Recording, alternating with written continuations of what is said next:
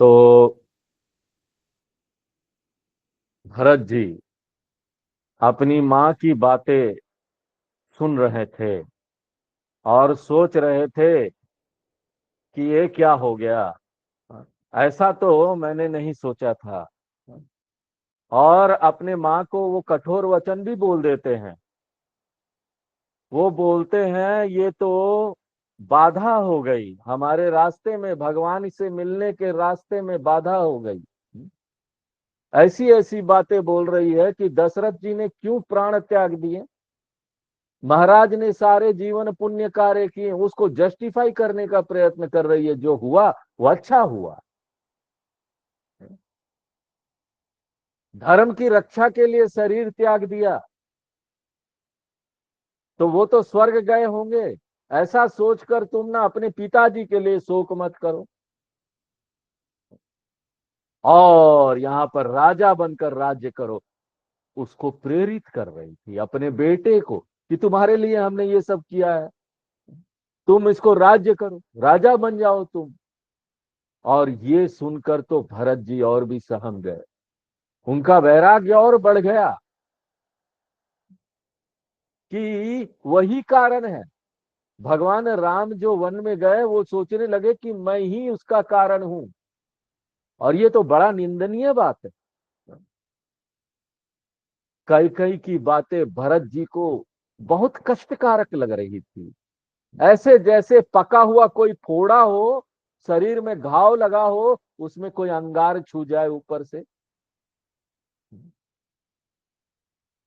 किसी प्रकार से उन्होंने धैर्य धारण किया और लंबी सांस लेते हुए कहा, हे पापिनी। अपनी मां को बोला, हे पापिनी, तूने तो सारे कुल का ही विध्वंस करके रख दिया।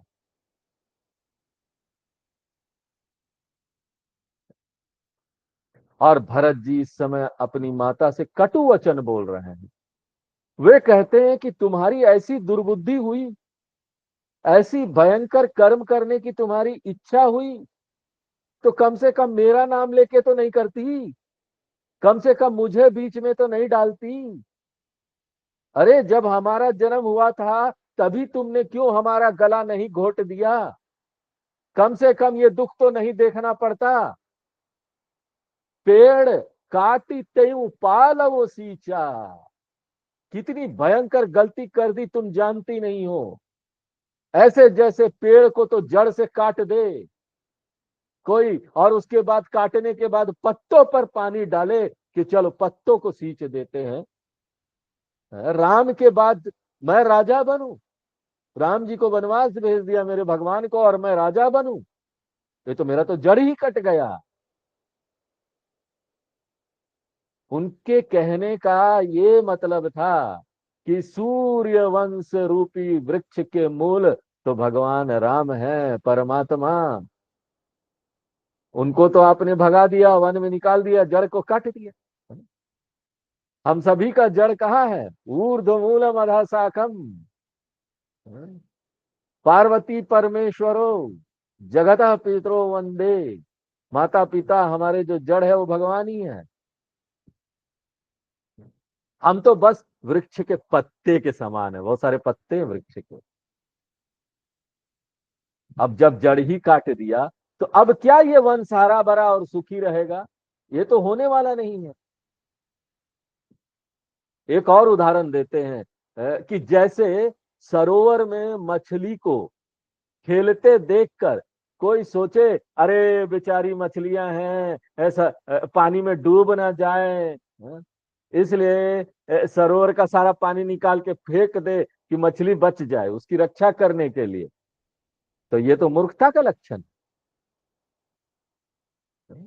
जल तो मछली का जीवन है। ऐसे में भगवान राम जल के समान है, वो सबका जीवन है। उसके बिना, उनके बिना हमारा जीवन व्यर्थ है। भगवान के बिना हम सब मछलियां हैं। भगवान जीवन से निकल जाएंगे, हम तड़प तड़प के यहाँ नष्ट हो जाए, मर जाएंगे। मरने का क्या अर्थ हुआ? शारीरिक रूप से तो नहीं मरेंगे, लेकिन आध्यात्मिक रूप से हमारा पतन हो जाएगा, हम भक्त नहीं रहेंगे। गए ना, हमारा आध्यात्मिकता खत्म। हंस बंसु दशरथु जनकु राम लखन से भाई। हमें दशरथ जैसे पिता प्राप्त हुए, राम और लक्ष्मण जैसे श्रेष्ठ भाई प्राप्त हुए, कितना प्रेम उनका हमारे ऊपर। लेकिन तुम्हारे जैसी माता मिली, अब क्या किया जाए। विधाता के आगे किसी का वश नहीं चलता। भगवान यहाँ जब कुछ कर देते हैं किसी का वश नहीं चलेगा। भरत जी कहते हैं, जब ताई कुमति कुमति, जब से ना तुम्हारे ये दुर्बुद्धि वाले विचार आए हैं कि ना मुझे राज्य दे दिया जाए, राम जी को वनवास भेज दिया जाए, ऐसा जब तुम्हारे मन में विचार आया तो तुम्हारा हृदय टुकड़ा टुकड़ा क्यों नहीं हो गया, खंड खंड क्यों नहीं हो गया तुम्हारा हृदय। क्या ऐसा वरदान मांगते हुए तुमको थोड़ी भी लज्जा नहीं आई, थोड़ी भी पीड़ा नहीं हुई? हाँ? तुम्हारा जीभ क्यों नहीं जल गया, तुम्हारे मुंह में कीड़े क्यों नहीं पड़े? देखो, शास्त्र कई कई के उदाहरण से दिखाता है कि जब कोई व्यक्ति शास्त्र के विरुद्ध कार्य करता है तो उसके परिणाम अच्छे नहीं होते। कई कई ने जिस पुत्र के लिए ये दुर्बुद्धि का कार्य किया, वही पुत्र उसे दुर्वचन कह रहा है। इससे ज्यादा दीन दशा क्या हो सकती थी। माँ ने तो अपने पुत्र के लिए किया, मैंने तुम्हारे लिए किया, तुम ही मुझे बोल रहे हो। कभी कभी हम लोग भी बोलते हैं ना गुस्से में अपने ही घर में, तुम्हारे लिए ये सब किया, तुम ही मुझे बोल रहे हो। तो अभी कई कई को ऐसे ही लग रहा था, कि ये सब तो मैंने भरत के लिए किया, अपने बेटे के लिए किया। हमारे ऋषि मुनियों ने बड़े सोच समझकर ये बात रखी है। नाते सबई राम तई मनियत सुहृद सुसैब्य जहां लाओ। यहां राम के माने परमात्मा, परमात्मा में जिनका प्रेम है उनके साथ ही संबंध रखने से हमारा कल्याण, एक व्यक्ति का कल्याण। और परमात्मा का विरोध करने से कल्याण नहीं होने, अकल्याण हो। ये हमारे जीवन में त्याज्य होना चाहिए, इसको त्याग देना चाहिए। जब भी कोई ऐसा व्यक्ति मिले जो हमको परमात्मा से दूर करे, चाहे वो कोई भी हो, हमारा माता पिता हो, हमारे भाई बहन हो, अगर वो हमको भगवान से दूर कर रहे हैं तो हमको ना उनको अपने आप से दूर कर देना चाहिए। यहां पर भरत जी कैकेयी के प्रति जो कटु वचन बोल रहे हैं, तो ये सब ना यही दिखाने के लिए है। कैकेयी भगवान विरोधी हो गई थी और भरत जैसा भगवान का भक्त ऐसे व्यक्तियों से नाता नहीं रख सकता है। भगवान राम भगवान धर्म के पुतले, वो आए, उन्होंने इस संसार में दिखाया कि हमको धर्म से कैसे जीना चाहिए, अपनी जीवन शैली से दिखाया। ऐसे ही राम हमारे हृदय में नहीं आए, उन्होंने उसको जिया। और वो जीना क्या जीना था पता है? धर्म से जीना। सब कोई वेद नहीं पढ़ सकते, सब नहीं जान सकते क्या करना चाहिए क्या नहीं करना चाहिए, क्या धर्म है, किस तरह से हम जिएंगे तो ये सृष्टि बची रहेगी। इसलिए भगवान आकर आसानी से दिखा गए वेदों को, कि वेद ये बोलते हैं, जैसे मैं जी रहा हूं वैसे ही वेद बोलते हैं, ऐसे ही तुम भी जीवन जियो। और जो इस प्रकार से जीवन जिएगा वो धर्म का पालन कर रहा है, यही धर्म है। और जो धर्म का पालन करेगा वो सृष्टि की रक्षा करेगा, समाज की रक्षा करेगा, परिवार की रक्षा करेगा। हम धर्म से जिएंगे। देखो, भगवान धर्म से जुड़े हुए, धर्म सृष्टि की रक्षा से जुड़ा, परिवार की रक्षा से जुड़ा हुआ है। समाज की रक्षा से जुड़ा हुआ। कनेक्शन देख रहे हैं आप? इसीलिए धर्म क्या है? ध्रुव धातु से आई है, ध्रुव, धारण करना। जो धारण करती है, जोड़ के रखती है, सूत्र है, परिवार को जोड़ के रखती है, समाज को जोड़ के रखती है, इस दुनिया को जोड़ के रखती है, टूटने नहीं देती। इसलिए धर्म जरूरी है। दुनिया में अगर हमको कभी ऐसा मौका मिले कि हमको अपने परिवार को छोड़ना चाहिए कि धर्म को, तो हमको धर्म को कभी नहीं छोड़ना चाहिए। यही बात हमको पुराणों में भी अलग अलग जगह ये बात देखने को मिलेगी, कहानियों में, अपने पूर्वजों की कहानियों में। वो अपने बेटे को भी त्याग देते हैं, अपनी पत्नी को भी त्याग देते हैं। राजा हरिश्चंद्र सत्य धर्म का पालन करने के लिए सब कुछ त्याग दिया, क्योंकि धर्म महान है। अगर धर्म को छोड़ेंगे तो भगवान को छोड़ना हुआ। इसलिए भगवान का साथ जो नहीं दे रहा है, यानी जो धर्म का साथ नहीं दे रहा है, उनके साथ हमको संबंध नहीं रखना चाहिए ज्यादा। जरूरत से जरूरत रखो, क्योंकि सबसे आप अलग नहीं हो सकते हो, ये संसार है। इस संसार में आपको सबसे हेल्प भी तो चाहिए। मार्केट जाएंगे, कोई ना कोई सामान खरीदेंगे, लोगों से दो चार बातें तो होगी, लेकिन अपने जीवन में ऐसे लोगों को मुख्य स्थान मत दीजिए। अपना मित्र मत बनाइए, अपना साथी मत बनाइए। बस अपने काम से एक मतलब रखिए, काम हो जाए बस, हो गया, खत्म।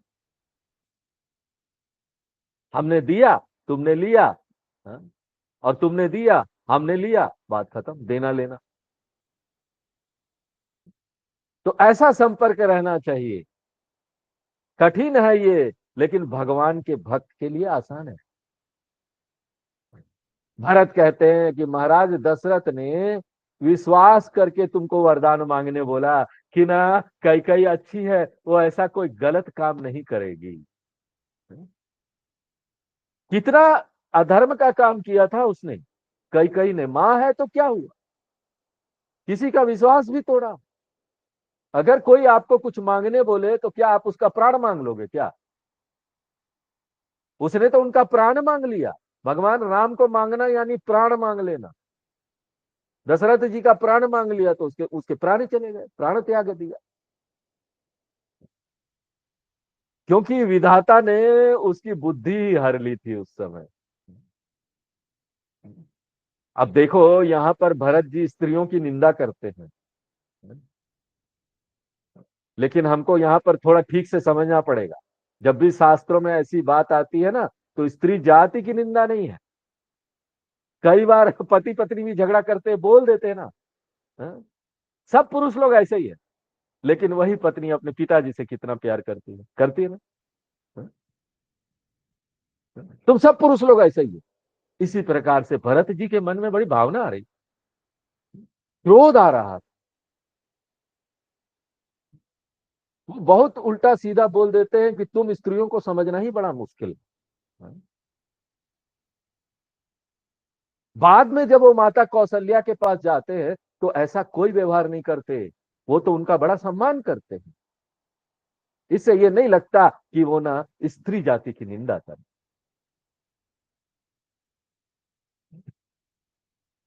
समाज में हम देखते हैं कि यदि किसी एक जाति, समाज या राष्ट्र का कोई व्यक्ति बहुत गलत काम कर देता है ना, तो पूरे समाज में उसकी निंदा हो जाती है। अरे तुम्हारा पूरा जाति ही ऐसा है, तुम लोग हो ही ऐसे। इसी प्रकार यहाँ स्त्री जाति की निंदा नहीं है, किंतु एक स्त्री कैकेयी ने पूरी स्त्री जाति को बदनाम कर दिया, ये बात है। कि देखो तुमने ऐसे पूरे स्त्री जाति को बदनाम कर दिया, लोग क्या सोचेंगे। सरल सुशील धर्म रत राऊ, महाराज दशरथ बहुत धर्म वाले थे, सुशील थे, इसलिए वो स्त्री स्वभाव को नहीं समझ पाए। संसार में ऐसा कौन सा व्यक्ति है जिसे भगवान राम प्राणों के समान प्रिय न हो।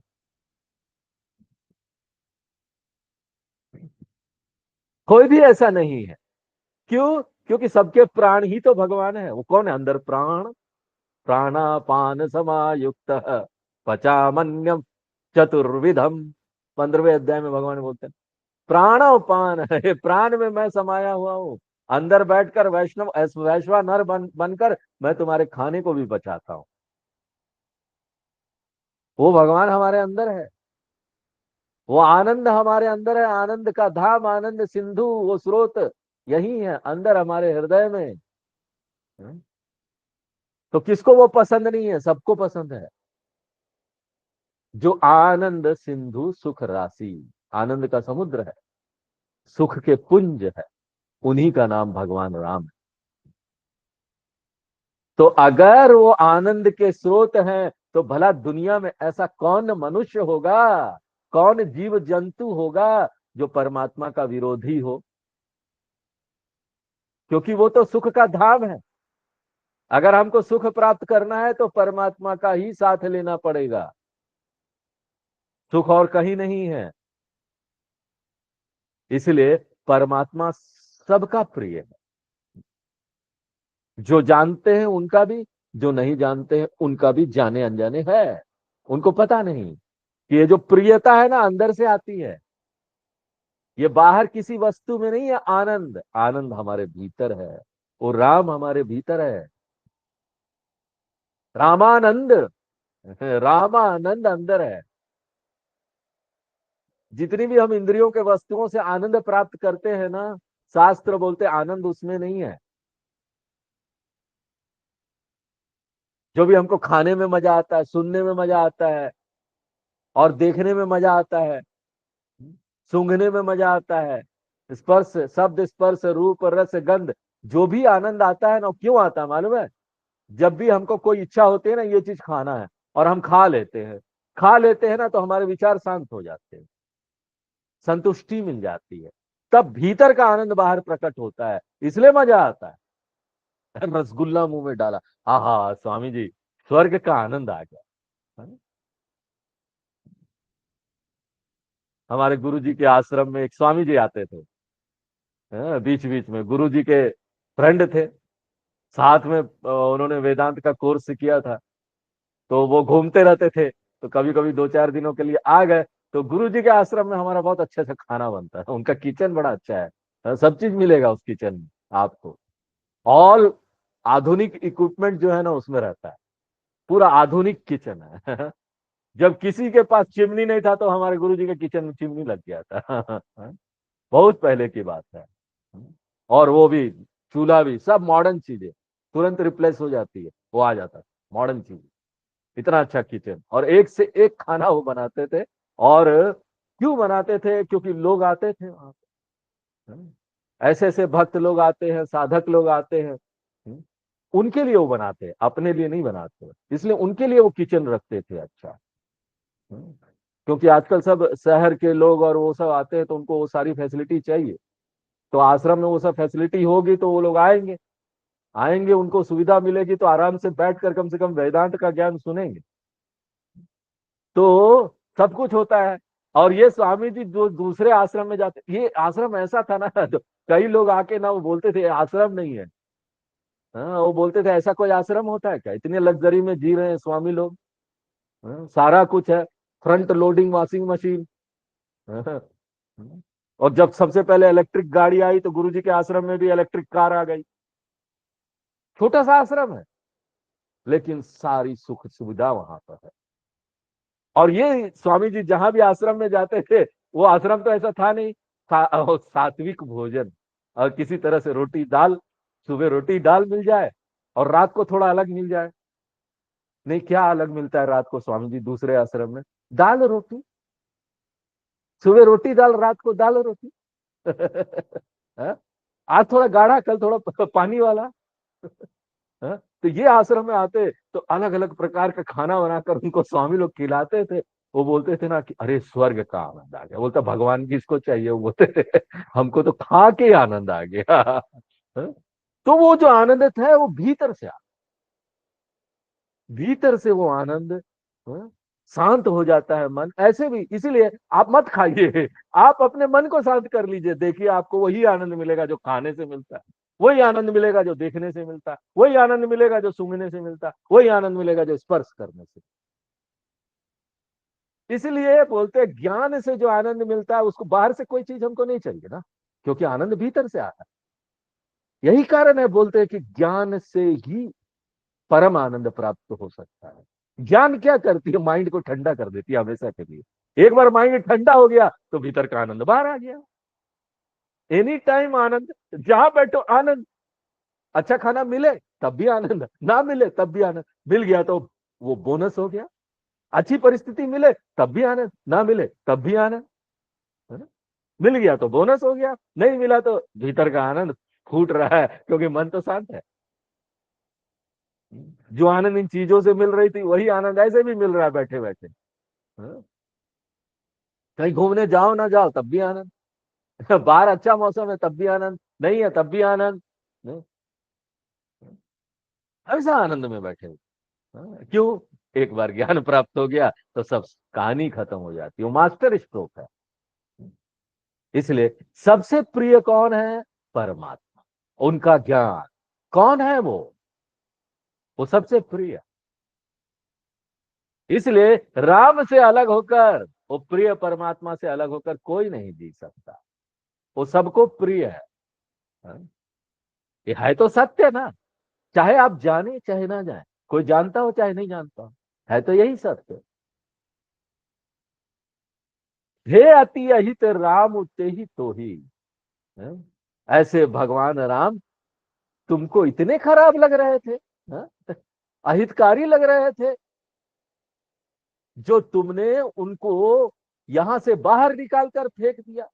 अरे कई कई सत्य बताओ, तुम हो कौन? हमको तो तुम अभी राक्षसनी दिख रही हो इस मनुष्य शरीर में। खैर तुम जो भी हो, मेरी आंखों के सामने से हट। हम तुमको देखना नहीं चाहते। अब धीरे धीरे भरत जी का क्रोध शांत हुआ, तो उन्हें यह बात समझ में आई कि दूसरों को दोष देना व्यर्थ है। कई लोग कई बार ना गुस्से में बोल देते हैं, हाँ? बाद में उनको लगता है कि भाई दोष देने से क्या होगा, जो हो गया हो गया, ये तो मेरा ही दोष है। ऐसा लगता है परमात्मा ने मेरा जो हृदय है ना राम विरोधी बना दिया। राम विरोधी हृदय ते प्रगट कीन विधि मोही। सारा दोष तो मेरा है, मेरे ही पूर्व जन्म के पाप होंगे जो ना विधाता ने श्री राम जी के विरोधी हृदय से, हाँ, मुझे प्रकट किया। तुम्हारे हृदय से मेरा जन्म हुआ, कई वो विरोधी हृदय, भगवान विरोधी हृदय हृदय। इसलिए तुमसे ना कुछ भी कहना, तुम्हारी निंदा करना बिल्कुल बेकार है। शास्त्र का भी नियम ऐसा ही। इस प्रकार का जब समस्या है ना, व्यक्ति को अपना दोष देखना चाहिए। ये सारा जगत भोग क्षेत्र है, जिसमें हम सभी लोग अपने कर्मों का फल भोग रहे हैं। किसी भी दूसरे व्यक्ति को दोष देना ठीक नहीं है। इसलिए जिस दिन हम लोग आध्यात्म की यात्रा शुरू करते हैं, उसी दिन से हमको अपने डिक्शनरी से दूसरों को दोष देने वाला जो शब्द है ना, वो निकाल देना चाहिए। तुम्हारे कारण हुआ, तुम्हारे कारण हुआ, तुम्हारे कारण हुआ। किसी के कारण नहीं होता। जो होता है वो हमारे अपने कर्मों के कारण होता। सुनी शत्रु घुणु मातु कुटिलाई। भरत जी के साथ में शत्रुघ्न जी भी थे।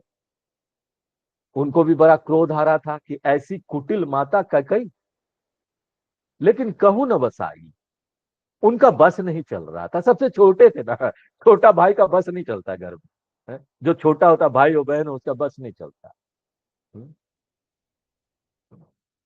आजकल तो माहौल ही अलग हो गया है ना, संस्कृति अलग हो गई है। छोटे का ही बस चलता है। क्यों? बहुत प्यारा लाडला या लाडली, सबसे छोटी या छोटा, है? सब उसकी बात सुनते हैं, है? छोटा घर चला रहा है बड़े नहीं चलाते अपने ज्ञान से, छोटा चलाता है बड़े को।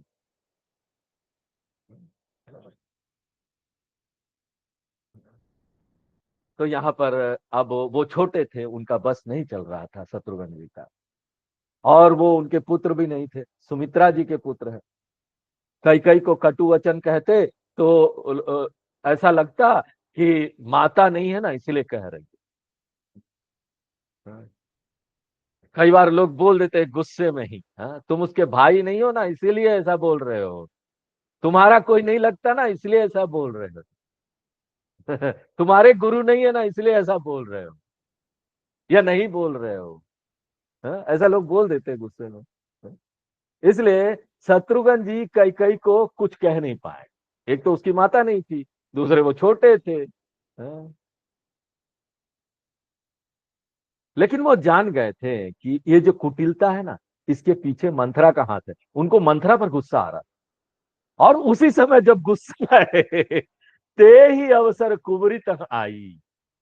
उसी समय मंथरा वहां पहुंच गई। और मंथरा बहुत सज धज कर पहुंची। अब सोचो, ऐसी परिस्थिति में किसी को सज धज कर जाना चाहिए क्या? हम्म? बड़ा सज धज कर गहने पहन कर वहां पहुंच गई। भगवान राम वन चले गए हैं, महाराज दशरथ जी का शरीर रखा हुआ है। ऐसे में सजी धजी मंथरा को देखकर किसको क्रोध नहीं आएगा? शत्रुघ्न जी को क्रोध आ गया बहुत। ऐसा लगा जलती हुई आग में किसी ने घी डाल दिया। उनका क्रोध बढ़ गया और एक लात मारी मंथरा के कुबड़ में उन्होंने। हाँ? अब जितना भी आध्यात्मिक व्यक्ति हो, भगवान राम के भाई हो, लेकिन जब ऐसी परिस्थिति आई ना, लोगों में गुस्सा कंट्रोल करना बड़ा कठिन होता है। इसलिए सोचो गुस्सा कैसी चीज है। हाँ? इतना गुस्सा आया उसको देखकर कि एक लात ही मार दिया। परी मुंह भर मही करत पुकारा, वो चिल्लाती हुई मुंह के बल जमीन पर गिर पड़ी। उसका कुबड़ टूट गया, सिर भी फूट गया, दांत टूट गए, मुंह से खून बहने लगा। और इतना होने पर भी ना उसको अपनी गलती समझ में नहीं आ रही है।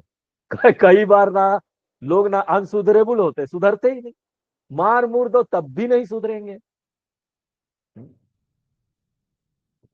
समझ में उनको आता ही नहीं, क्योंकि भगवान ने बनाए उनको ऐसा। आप क्या करोगे, कितना मारोगे किसी को? कई बार बच्चे भी, हमारे बच्चे ही होते, नहीं सुधरते। कितना मार लोगे, कितना प्रेशर डाल दोगे आप? उनको समझ में ही नहीं आता ये बात कि वो गलत कर रहे हैं।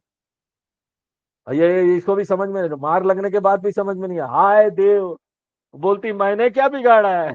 अरे तुमने क्या बिगाड़ा? तुमने तो सभी बिगाड़ दिया। हाँ? और उल्टा बोलती है भला करो और बुरा फल प्राप्त किया। वो बोलती मैंने भला किया। देखो, जब लोग बुरा करते हैं ना, उनको जब तक समझ में नहीं आया, उनको लगता है भला सब भला ही कर रहे हैं। नहीं समझ में आता। जब बुद्धि उल्टी होती है, दुर्बुद्धि हो जाती है, माहौल ऐसा हो जाता है, ऐसी परिस्थिति आ जाती है, तब ना कुछ समझ में नहीं आता किसकी गलती है। इसलिए ऐसी जब परिस्थिति हो ना, सब शांत हो जाना चाहिए, बोलना नहीं चाहिए किसी को ज्यादा। शत्रुघ्न ने देखा कि मंत्रा को अब भी संकोच नहीं हो रहा। अब उनको और आया गुस्सा, तुम अभी भी बोल रही हो, हाँ, कि भला किया तुमने। उनका बाल पकड़ के घसीटने लगा। अब वहां पर भरत जी, उनसे रहा नहीं गया। वो तो दया के सागर, किसकी किसका कितना सहने का शक्ति है। देखो किसने ज्यादा आध्यात्मिकता, कौन ज्यादा भगवान के नजदीक है, किसमें ज्यादा आध्यात्मिकता है, कौन ज्यादा सह सकता है ऐसी परिस्थिति में। भरत जी में थी ऐसी शक्ति, उसने छुड़ा लिया। भरत जी ने छुड़ा लिया उसको, नहीं नहीं मत मारो। भरत जी और शत्रुघ्न जी वहां से फिर कौशल्या माता के भवन की ओर चल दिए।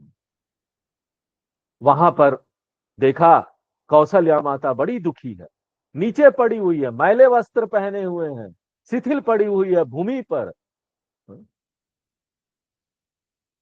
कौशल्या माता ने भरत जी को देखा तो उनके हृदय में प्रेम उमड़ आया, गुस्सा नहीं आया इसके कारण हमारा पुत्र चला गया।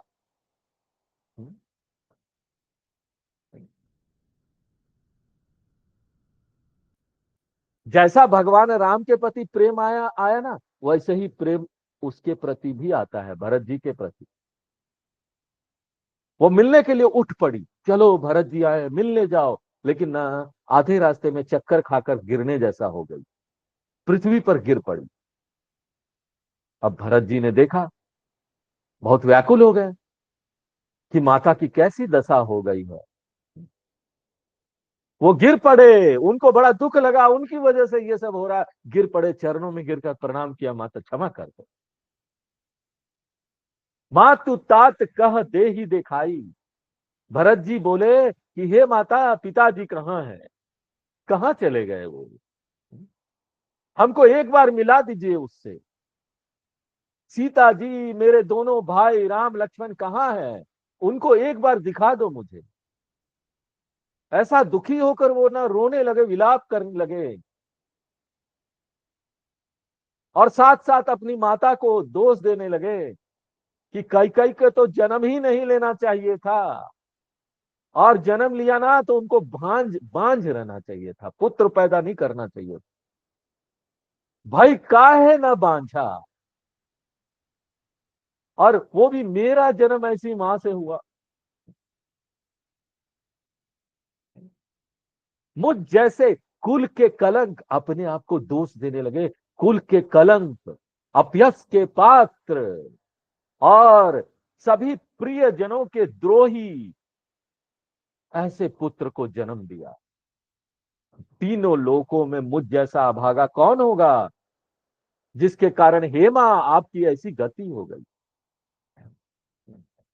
भरत जी ने खुद कुछ नहीं किया था, लेकिन सारी घटनाएं भरत जी के नाम से घटी, इसलिए भरत जी को बड़ा दुख लग रहा था, पश्चाताप हो रहा था।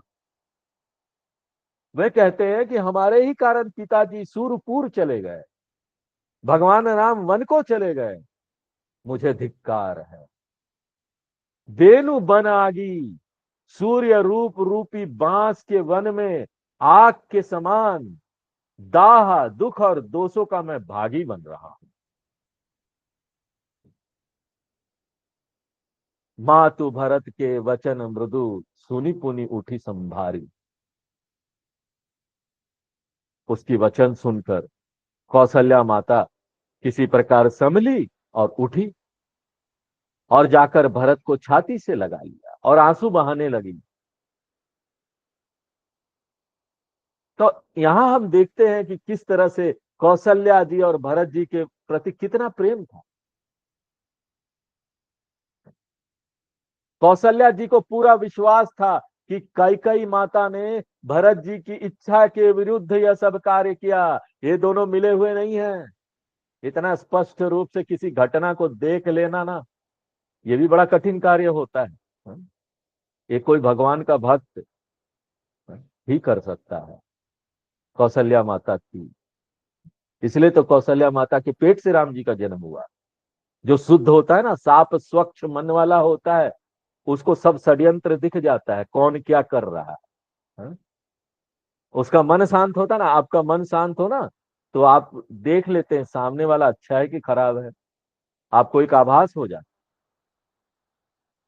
तो भरत जी को वो पहचान गई थी कि भरत जी इसमें शामिल नहीं है, इसलिए कौशल्या जी के हृदय में भरत जी के प्रति पहले जैसा प्रेम बना रहा, प्रेम में कमी नहीं आई।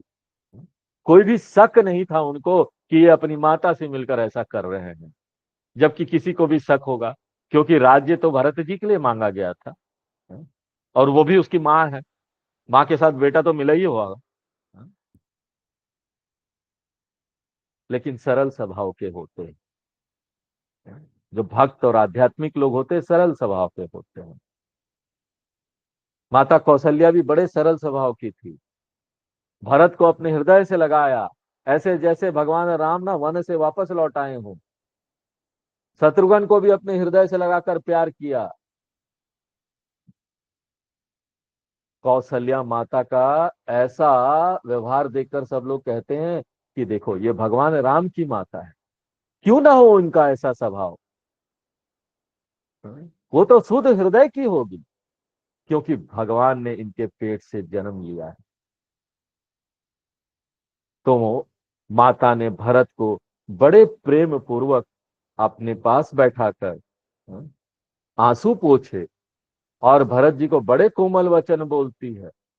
अजहू बच बलि धीरज धरहूं, हे वत्स मैं बलैया लेती हूं, तुम धैर्य धारण करो। अभी परिस्थिति अच्छी नहीं है, विपरीत परिस्थिति जानकर शोक का त्याग करो। अपने मन में हानि ग्लानि पश्चाताप मत लाओ, क्योंकि तुम इनका कारण नहीं हो, तुमसे कोई अपराध नहीं हुआ। इसलिए अपने लिए ऐसा दुख मत करो, अपने को दोष मत दो। काल कर्म गति अघटित जानी, ये संसार तो काल और कर्म के अनुसार चलता रहता है। व्यक्ति को अपने पाप पुण्य के अनुसार उन्हीं घटनाओं में सुख दुख लगता रहता है। घटना यहां पर जो भी हो रहा है वो अपने आप में जिम्मेदार नहीं होते हमारे अंदर सुख दुख लाने में, क्योंकि वही घटना में एक दूसरा व्यक्ति खुश है लेकिन आप दुखी हैं। कारण क्या है? घटना तो वही है। इसलिए घटना सुख दुख लेकर नहीं आती, सिचुएशन सिचुएशन, परिस्थिति परिस्थिति है। सुख दुख हमारे पाप पुण्य से आता है। एक व्यक्ति देखेंगे, एक ही परिस्थिति होता है हॉस्पिटल में। यहाँ पर एसजीपीजीआई में एक आर्टिकल आया था कि एक एसजीपीजीआई में आप जाएंगे, Sanjay Gandhi post graduate institute, बहुत बड़ा सरकार का हॉस्पिटल है। वहां पर जो बीमारी कहीं ठीक नहीं होती, डॉक्टर लोग बोल देते हम नहीं कर पाएंगे, तो वो वहां रिफर करते।